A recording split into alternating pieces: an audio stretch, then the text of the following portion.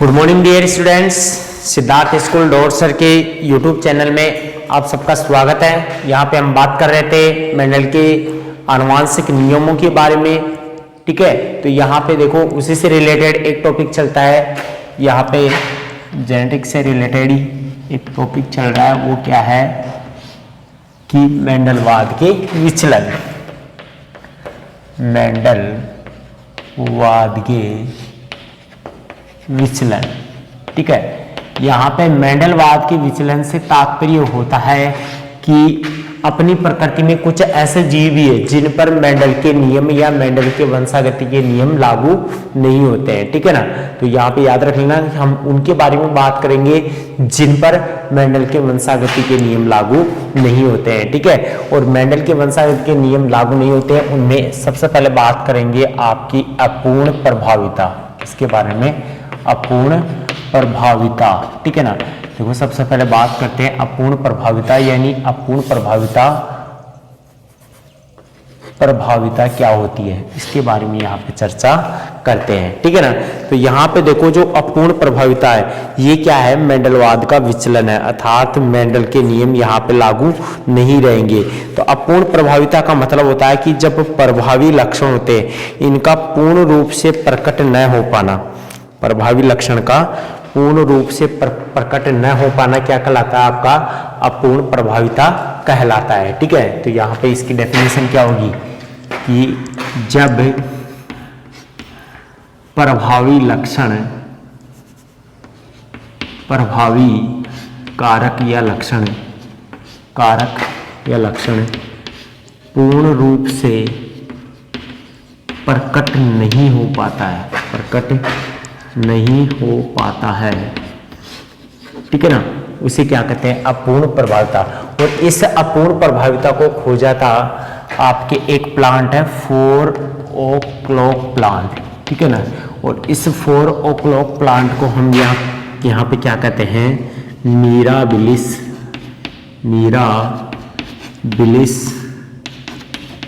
जलापा, जो मिराबिलिस जलापा पादप है। ठीक है ना, इस मिराबिलिस जलापा पादप में इस अपूर्ण प्रभाविता को खोजा गया, मतलब प्रभावी कारक का पूर्ण। अब हमने अब तक मेंडल के वंशागति नियम के अनुसार क्या पढ़ा है कि जब हम क्या करते हैं कि जब हम एक जोड़ी विपर्यासी लक्षणों वाले जनकों में क्रॉस करवाते हैं तो पहली पीढ़ी में हमारे को क्या प्राप्त होता है, प्रभावी लक्षण ही प्राप्त होता है।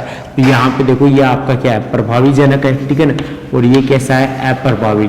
तो अप्रभावी और प्रभावी में आपको कौन सा प्राप्त होता है, केवल प्रभावी। अर्थात यहाँ पे जो पहली पीढ़ी प्राप्त होगी उसमें सारी संततियां कैसे प्राप्त होती है, प्रभावी प्राप्त होती है। अर्थात ये संतति आपको प्रभावी जनक के समान ही दिखाई देती है। अर्थात ये लंबा पौधा है तो यहाँ पे पहली पीढ़ी में आपको सारे पौधे कैसे प्राप्त होंगे, लंबे ही प्राप्त होंगे।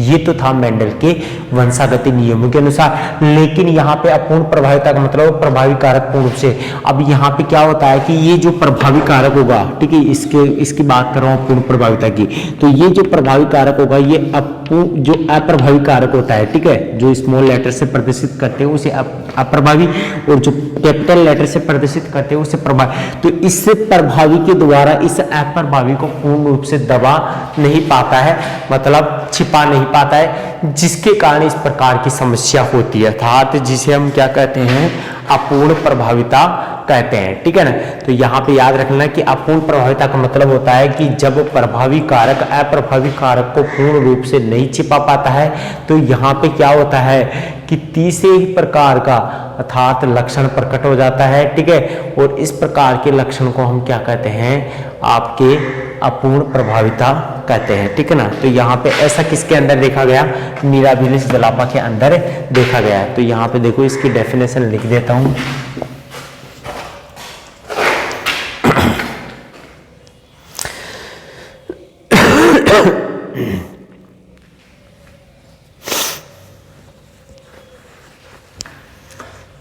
यहाँ पे देखो, जब प्रभावी कारक द्वारा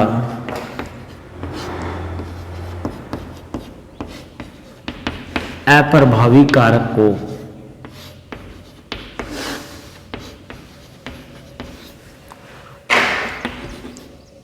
पूर्ण रूप से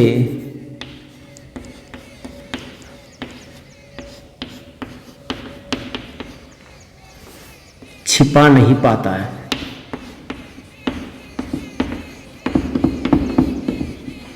प्रभावी कारक द्वारा अप्रभावी कारक को पूर्ण रूप से छिपा नहीं पाता है, तब दोनों का मध्यवर्ती लक्षण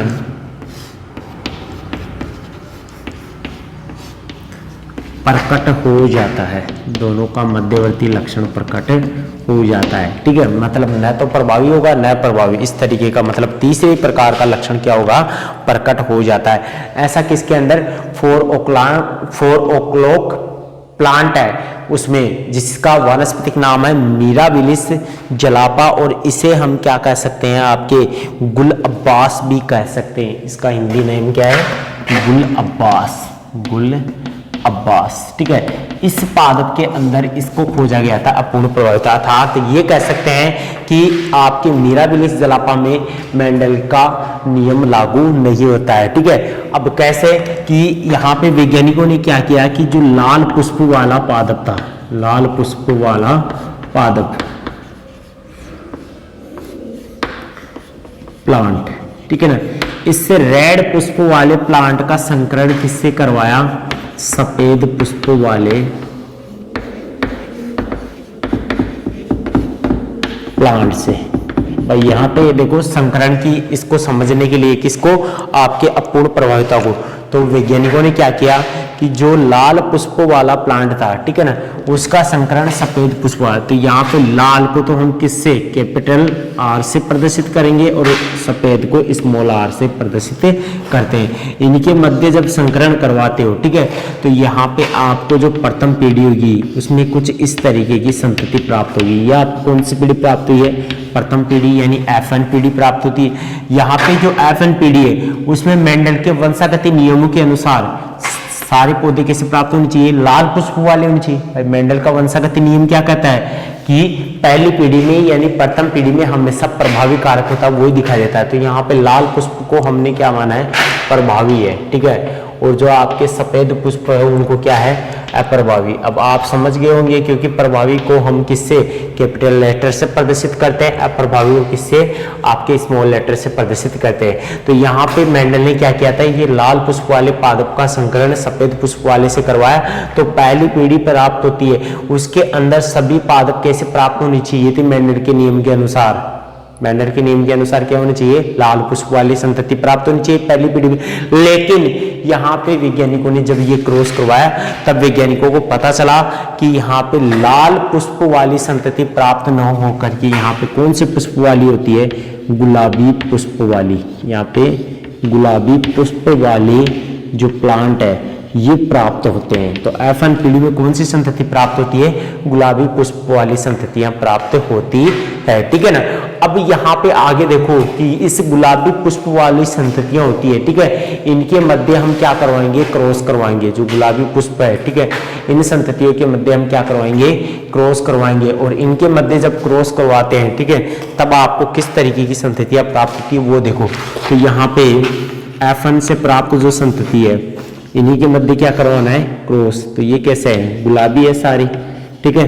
तो यहाँ पे इनके मध्य जब क्रॉस करवाते हैं तो यहाँ पे देखो कि प्रत्येक से जो गेमेट है वो क्या बनेगा, दो प्रकार के गेमेट, एक में तो प्रभावी कारक दूसरे में स्मॉल, तो इससे भी दोनों सेम ही बनेंगे, ठीक है। और जब इनके मध्य क्रॉस करवाते हैं तो आपको जो F2PD प्राप्त होती है उसमें देखो किस तरीके का संतति प्राप्त होती है। तो पहली कैपिटल RR, पहले का दूसरे युग्मक से कैपिटल R स्मॉल r, फिर आपका कैपिटल R स्मॉल r और लास्ट में स्मॉल RR, ठीक है।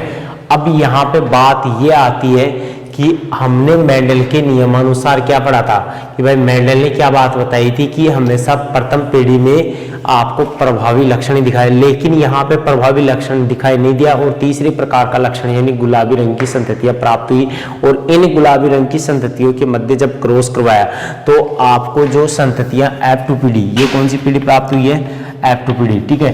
तो F2PD में जो आपको संततियाँ प्राप्त हुई वो कितने अनुपात में, 25:50:25 इस तरीके से प्राप्त हुई। तो 25% तो कैपिटल RR मतलब कैसी प्राप्त हुई है, आपके लाल पुष्प वाली 25% कैसी प्राप्त हुई है, लाल।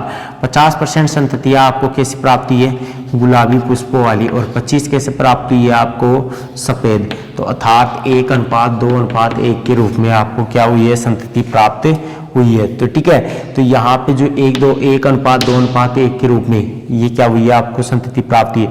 तो यहाँ पे याद रखना कि लक्षण प्रारूप भी यही है और जीनी प्रारूप भी एक ही है, ठीक है ना। लक्षण प्रारूप के आधार पे भी 25% पादप कैसे हैं, लाल पुष्प वाले, 50% कैसे हैं, गुलाबी पुष्प वाले, और 25 कैसे हैं आपके सफेद पुष्प वाले। और जीन प्रारूप के आधार पे भी देख लो, यहाँ पे इस प्रकार का जो समयुग्मजी वाला जो संतति है वो कहीं और पे नहीं है, अर्थात 25% है। और 50% क्या है, आपके विषम युग्मजी वाले, और 25% आपकी क्या है, अप्रभावी वाले हैं, ठीक है। तो इस तरीके से आपके अपूर्ण प्रभाविता को समझाया गया। और यहाँ पे अपूर्ण प्रभाविता से तात्पर्य, अपूर्ण प्रभाविता से ये निष्कर्ष निकाला गया कि प्रकृति में कुछ ऐसे जीव भी हैं जिन पर मेंडल के वंशागति नियम लागू नहीं होते, जिनमें अपूर्ण प्रभाविता को किससे समझा गया, मिराबिलिस जलापा पादप से समझा गया। तो यहाँ तक मिराबिलिस जलापा पादप के बारे में बताया गया है, ठीक है ना। इसी तरीके से हम बात करते हैं कि आपके सहप्रभाविता, ये तो हो गया आपके अपूर्ण प्रभाविता के बारे में। अब बात करते हैं आपके सहप्रभाविता के बारे में।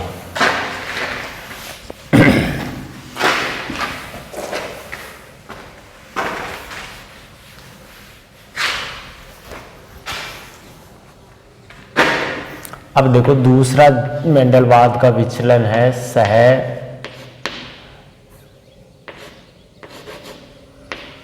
प्रभाविता।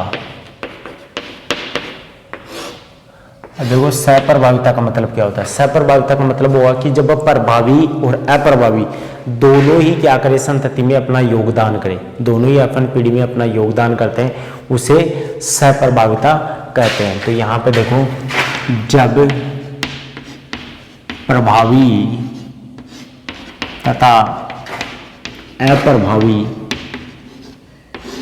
दोनों कारक F1 पीढ़ी में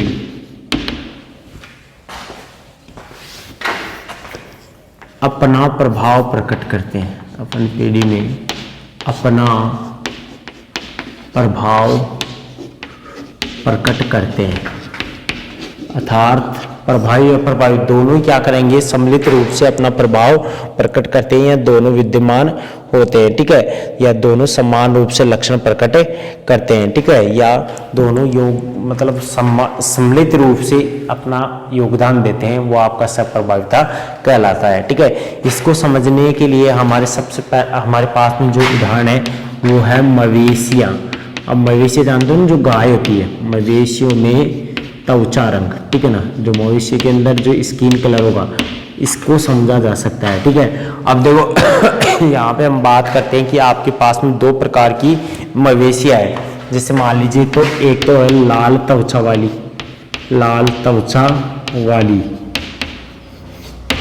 जिसे कैपिटल RR से प्रदर्शित करेंगे, और दूसरे प्रकार की है आपके पास में सफ़ेद त्वचा वाली। आपके पास में दो प्रकार की कैटल हैं, दो प्रकार की मवेशियाँ हैं, एक तो लाल त्वचा वाली और एक आपके सफ़ेद त्वचा वाली। इनके मध्य जब आप क्रॉस करवाते हो तो आपको जो पहली पीढ़ी प्राप्त होगी, ठीक है। मेंडल के वंशागति नियम के अनुसार यहाँ पे लाल त्वचा वाली प्राप्त होनी चाहिए, लेकिन ऐसा नहीं हुआ। यहाँ पे आपको प्राप्त होती है चितकबरे त्वचा वाली, मतलब रोएन प्रकार की स्किन वाली आपको गाय प्राप्त होती है, ठीक है। अब चितकबरा का मतलब क्या होता है कि गाय का कलर तो सफ़ेद रहेगा, स्किन तो लेकिन सफ़ेद में प्लस में क्या रहेंगे, लाल धब्बे, सफ़ेद में क्या रहेंगे, लाल धब्बे रहते हैं, ठीक है ना। सफ़ेद गाय का कलर रहेगा और उसमें कैसे रहते हैं, लाल धब्बे पाए जाते हैं, जिसे रोएन यानी चितकबरा कहते हैं, ठीक है। तो यहाँ पे चितकबरा किसके कारण प्रकट हुआ है, जो लाल और जो सफेद, दोनों कलर के मिक्स के कारण यहाँ पे चितकबरा प्रकट हुआ है। और इस प्रकार की जो चितकबरे वाली मवेशी होती है इनको आगे संकरण करवाते हैं। तो ये तो आपकी F1 पीढ़ी में प्राप्त हुआ है, ठीक है ना। अब F1 पीढ़ी से प्राप्त संततियों में आप क्रॉस करवाते हो तो आपको F2 पीढ़ी में वही प्राप्त होता है, मतलब 50% चितकबरा और बाकी आपके 25% लाल और सफ़ेद, मतलब 25%। तो ये क्या है, रेड त्वचा वाली, ये रोएन प्रकार की चितकबरा और ये वाइट प्रकार की, ठीक है। इससे क्या साबित होता है कि यहाँ पे जो आपके लाल और सफ़ेद त्वचा उत्पन्न करने वाली जो जीन होती है वो दोनों ही सम्मिलित रूप से पहली पीढ़ी में अपना योगदान करते हैं, पहली पीढ़ी की संतति में, जिसके कारण दोनों के गुण यहाँ पे विद्यमान है। तभी तो चितकबरे रंग वाली या स्किन वाली यहाँ पे मवेशी प्राप्त होती है। इसके अलावा और भी बहुत से हैं जिन पर मेंडल का नियम लागू नहीं होता है, ठीक है। तो यहाँ तक आशा करता हूँ कि मेंडलवाद के विचलन अच्छे से समझ में आएंगे। फिर भी अगर आप लोगों को किसी प्रकार की समस्या होती है तो आप कमेंट बॉक्स में कमेंट कर देना। धन्यवाद।